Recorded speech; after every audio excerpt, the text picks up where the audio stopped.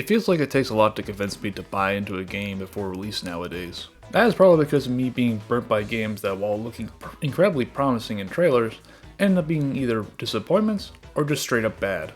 Especially nowadays with many of the AAA games going for $70. Even for smaller titles, I'm still a bit weary when it comes to spending my money on something I may or may not even like to begin with. However, every now and then there'll be that one game where I'll go, "What is that, bro?" That game, in this case, being Penny's Big Breakaway. Penny's Big Breakaway is the first game by Evening Star, a studio founded in 2018 by many of the devs who have created Sonic Mania back in 2017. Most notably being Christian Whitehead, who helped port several Genesis-era Sonic games to mobile and later consoles under Headcanon Games, with him serving as creative director for Penny's Big Breakaway.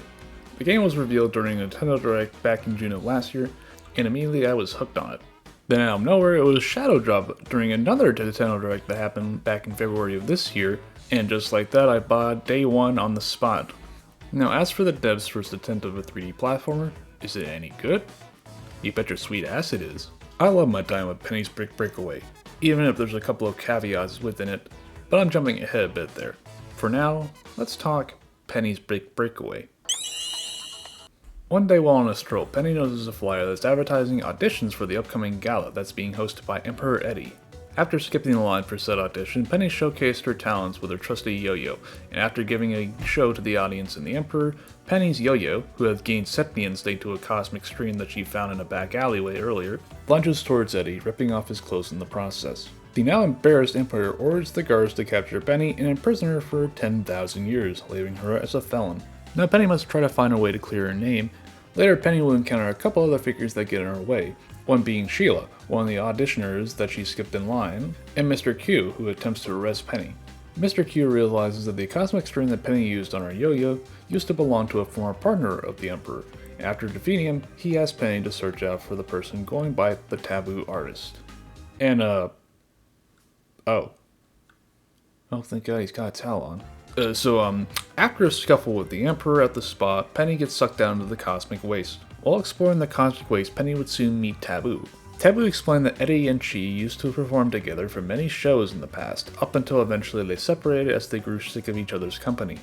Taboo suggests the only way to clear her name is to sneak into the Lawberry courthouse and rip the page that contains her name within the Book of Law, owned by Judge Rufus. After managing to sneak her way into the courthouse, Penny confronts Rufus. After a quick fight for Rufus, he reevaluates the situation that happened earlier. Rufus offers Penny her freedom in exchange for a yo-yo, which initially caused the incident to begin with, which he tries to smash with the Book of Law itself like Jesus Christ, man. Penny rescues her yo-yo and the two leave for the gala, there which she and Eddie face off one last time with Penny coming out as the winner. Eddie understands that now he was too stubborn to see what he lost before when Taboo left. Taboo is now offering Eddie to put on the show A Lifetime with Penny, and thanks to some help from her previous foes, the three successfully pull off the show, winning over the crowd. With one last post-credit scene, Penny now has to serve what Rufus calls one orphanly wafer worth of community service, ending the story. The story is pretty straightforward, and while brief, it was entertaining and lighthearted throughout. And honestly, that's all you need for a game like this, really. Though I don't get why Penny has to do the community service when, again, the yo-yo was the one who caused the incident, so why isn't the yo-yo doing the community service, the bastard? It also helps that the presentation adds to the charm of the game. It's vibrant, it's colorful, it's bouncy, especially those 2D cutscenes. They're just a treat to the eyes. It's clear there was a lot of love poured into the presentation of it all, with even the little details like Penny's head moving in the corner and reacting to what you're doing. It's very cute and adorable. And on Switch anyways, it runs at a solid 30 FPS. I do wish it was 60 however rather than 30 like the other platforms, but given how much this is being thrown on screen at once, especially with the penguins, good lord, they're everywhere, it's completely understandable they weren't able to. Of course, I can't forget to mention the soundtrack too, and I'm pretty sure that's because T-Lopes will hunt me down if I don't mention it. But yeah, T-Lopes and Sean Biolo composed the soundtrack, alongside Hunter Bridges, Jamison Sutton, and even Christian Whitehead himself assisting with some of the tracks. And to say it's just good is an understatement. It's fantastic. Much of the gameplay and levels are based around speed and momentum, like a certain blue hedgehog, for instance. You'll be swinging, dashing, or driving through stages thanks to Penny's yo-yo. The yo-yo can also be used to grab items and attack enemies, though you won't be really fighting enemies that much since the game really encourages you to slip on past them to keep your speed going. That especially goes for the penguins because they try to attack you en masse to capture you. You know, sometimes I think they're not the brightest. If 5 penguins manage to grab onto you, you lose a hit point. Penny has 4 hit points by default, and losing them all, your score will be dropped by 10,000 points. Yeah, that's a lot. But you don't really have to worry about losing lives or progress really, since there is no lives in the game, and if you do say get a game over, you can just start back at the previous checkpoint. There is a bonus shop where you can buy temporary power-ups with gears you collect throughout the stages, except I never used the shop once at all, and that's more because I just forgot it existed to begin with. It also doesn't help the game itself isn't really all that hard. Well, to me anyways. I think it has the right amount of challenge and difficulty. It's never too hard, nor too easy. It's just right. It's also very much a speedrunners type of game. And honestly, blasting through stages, continuously chaining your combos and outrunning everything in your way, it's incredibly fun. It reminds me of what I love about Sonic games the most. Though that's after getting used to the physics and Penny's movement in general. It's one of those games where it takes some time to adjust to how the game's mechanics work. And I sucked royally at it for a good while. But given some time, you'll start swinging and rolling through stuff with ease in no time. The game is made up of 11 worlds, and for each stage there is a set of 2 collectibles. First are dilemmas, which are tasks that NPCs will give you if you come across them in a stage. Usually they'll consist of bringing an item to a certain person, collecting a certain amount of objects within a time limit, or scoring a certain amount of points without breaking your combo. These are completely optional however, so you can just simply walk past them like the prick you are for not helping someone in need. Then are the gears you can find throughout the stages too. These can be used to unlock stages in the Star Globes, which are made up of short but challenging platforming segments, all of which do add to the score at the end of the stage. But you can also gain bonus points through the Busker bonus. There are 3 platforms you can land on at the end of the stage. The higher you land, the more points you'll be able to earn through the bonus by performing tricks with Penny's yo-yo.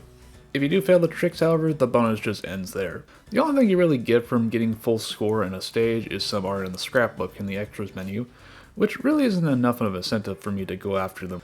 While I've been mostly positive, there are still a couple of snags that appear here and there throughout the game. It's never too much to ruin the fun, but when the game systems snap, it becomes annoying. Either when the physics decide to screw you over, or you say you get stuck on the terrain which require me to restart the stage in order to fix it. It's thankfully only happened like 1 or 2 times throughout the game.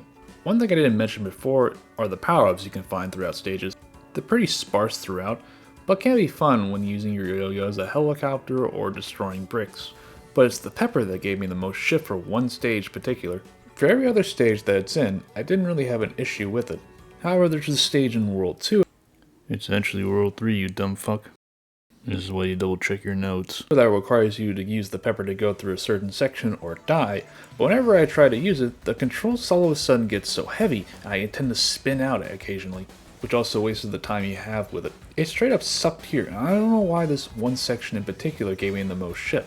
Similar issues even extended to the boss fight of the world, and man, talk about a bad first impression of the bosses. The camera, for instance, would screw me over occasionally, zooming out and away from Penny to where I can't even see where I'm going, even resulting in a death in 2. Thankfully this camera should only appear one other time in the game, and it's a...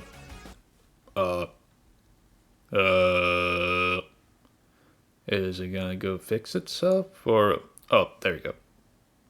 Okay. It just didn't help either that I wasn't a fan of the boss to begin with. It was a little more annoying trying to control your yo-yo while you're trying to skid across water. Even dying to a dash ring, which I thought I had enough speed going through it, but turned out I didn't and just fall through the water. Fun. Thankfully the rest of the bosses don't have these issues, and I honestly really enjoyed a lot of them. Either be a little game of billiards with Mr. Q, or a sumo match with the Emperor. It was just that first fight really. I do hope some of these issues get remedied within a patch in the future, and I'm not sure if this only applies to the Switch version too. I don't know anything about the other versions of the game. Despite those issues, I still think Penny's Big Breakaway is easily one of my favorite games of this year, and that's probably because I haven't played many new games. But yeah, I think Penny's worth its $30 price tag. I'm excited to see what Evening Star will do in the future. Maybe a sequel, or maybe another new IP. Who knows really, it's still too early to tell. You should play Penny's Big Breakaway. It's available on all current platforms. I've been SonicMan, I thank you for watching. Have a good day, or night, or whatever, and take care.